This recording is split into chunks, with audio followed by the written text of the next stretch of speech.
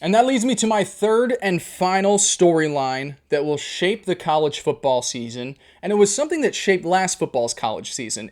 Is there a 2025 version of Indiana football that will absolutely tear up the playoff picture, throw the biggest curveball possible, and have us talking for a month? Oh, did they deserve to get in? Did they deserve to be left out? Is there a team that will make us think in the way that Indiana made us think last year? I'm going to try and run through them quickly. I've got 5 of those teams for you. The first one, and the reason I wanted to talk about this conversation here, my team for this upcoming season is the Washington Huskies. Second year under Jed Fish. In the Big Ten, I believe they have the best quarterback, running back, receiver trio in Damon Williams Jr. at quarterback, Jonah Williams the running back, and Denzel Boston the wide receiver. All 3 of them, as we head toward the NFL draft, are some of the best prospects at their respective positions. Really fun offense. Jed Fish, one of the best offensive minds in this sport. They bring in Purdue's former head coach, Ryan Walters, to run the defense.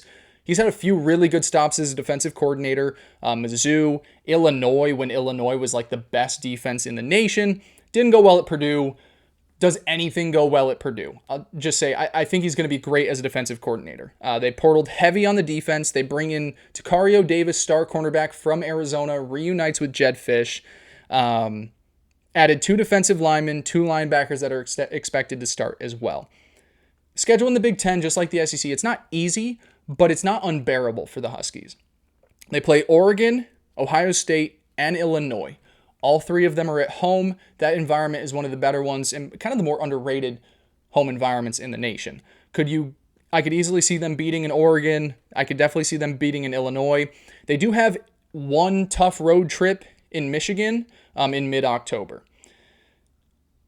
Washington, to me, if you can get through the season and you're a 2-loss team and the 2 losses are to Oregon or Ohio State, or maybe you're a 10-2 team that lost to Michigan on the road but beat Oregon at home, you're a playoff team. And I think it's one of those that I'm starting to see a few people talk about Washington. More people should be, because I think they're a top 4 to 5 team in the Big Ten, and 1 or 2 outcomes go their way, they could definitely be in the college football playoffs in that Indiana type spot. Okay, go with a ride with me here for number 2. We're going to talk North Carolina football. So North Carolina returns 6 starters from this past season and just 2 on defense. That being said, this is one of the few situations where that might be a good thing. That same defense let JMU put up 70 points on them. Go Dukes. Total rehaul. Total restructure of the program. The GOAT is in running the ship, Bill Belichick. His son's running the defense. Freddie Kitchens, of all people, running the offense. A lot of weird characters in this facility. A lot of new players. The reason North Carolina could find themselves in this position, Bill Belichick, in his history in the NFL, has always been the best coach at not losing the game. Or I guess making the other team lose the game for themselves. He might not be, well, that's not to say he's not the greatest winner. He does his job. And he strictly, sorry, let me try this again. He's one of the best in the business at not losing games. He won't have the flashy offense that is hanging 50 on teams this upcoming season. But his players will be keyed in on doing their job, as he's always preached. And that will cause a lot of teams at the collegiate level to lose the games for themselves, where they're going to be sound, they're going to be smart, and they're going to let the other teams who have, young kids we're all talking about. They're 18, 19, 20, 21. Some of them are a little bit older, but they're going to do a really good job at allowing the opponents to lose the game for themselves. Now, the schedule is where you really can make your money. 6 of their 8 ACC conference games are against bottom 7 projected teams in the conference. They've got to play Clemson in early October, and they've got Duke in late November. Second year for Manny Diaz there. They're going to be a good team, but I think they're still beatable. They're not going to win every game. They do have TCU to start the season. TCU is one of those teams considered to be in the mix for the Big 12 title. Say they lose that one. Say they, lose to Clemson, obviously. maybe lose one other ACC game in that schedule. A 3-loss North Carolina team or a 2-loss North Carolina team with the way their schedule played out, they're going to be in that mix late in the season, and that's what we're talking about here. Team number 3, we're going to go to the Big 12, and we're going to talk about Texas Tech, one of the more intriguing litmus tests in college football this season. Can money buy you a spot in the college football playoffs? We're about to find out. The Red Raiders have put up $55 million into their roster for this upcoming season. 22 transfers, 11 potential starters. The entire defensive line is new, 3 new offensive linemen, RB1, wide receiver 1, brought in to help elevate what is a good but not great team. Now, they did keep their solid players on the roster. Senior quarterback Baron Morton threw for 3,000 yards last year, 25 scores. Jacob Rodriguez was the leading tackler in the Big 12. Preseason Defensive Player of the Year for the conference. They're both back. So they keep their best players, and they're like, hey, let's put it all in. They're an 8-5 team last season. This is not like a university putting a Band-Aid of $55 million on a 2-10 roster. They were a good football team. Now they're trying to be great. I'm really excited to see it this year because you don't really get too many variations of people just buying a football program and seeing how it works. Florida State tried it. They got 2 different results one year after the other.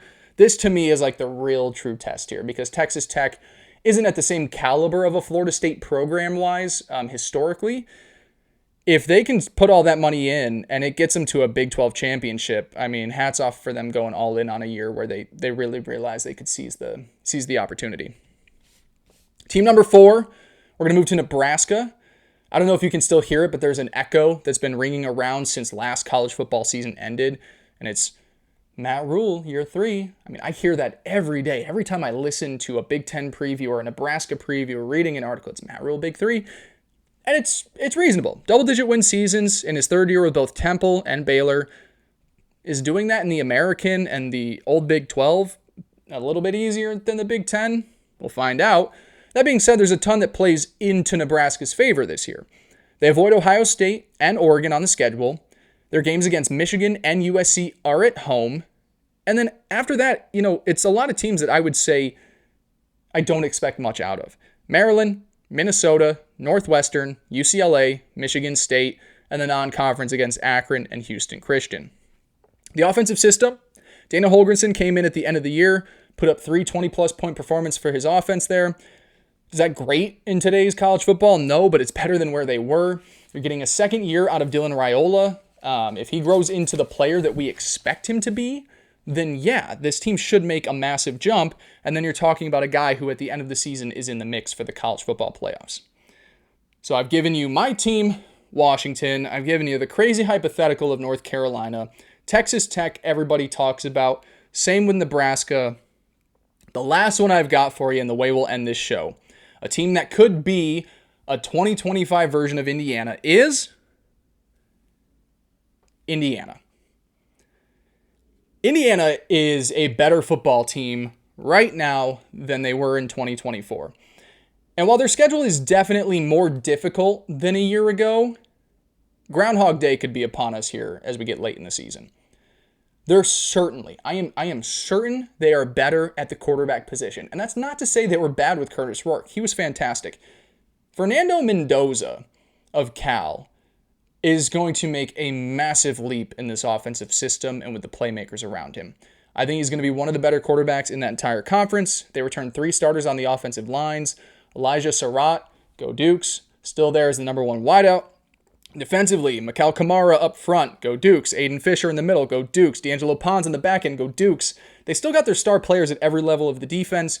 Decent continuity at the offensive line, and a really great wide receiver there in Elijah Surratt. This year on the schedule, they swap out Ohio State and Michigan for Penn State and Oregon. They get both of them on the road. For sure, 2 very losable games I would expect them to lose. But they still play 5 teams that were placed in the bottom 8 of the Big 10 preseason poll. So you got 5 pretty easy games there, teams I would expect them to beat. Say they handle those teams and go 0-2 to Penn State and Oregon on the road. That means their season comes down to facing Illinois and Iowa in consecutive weeks.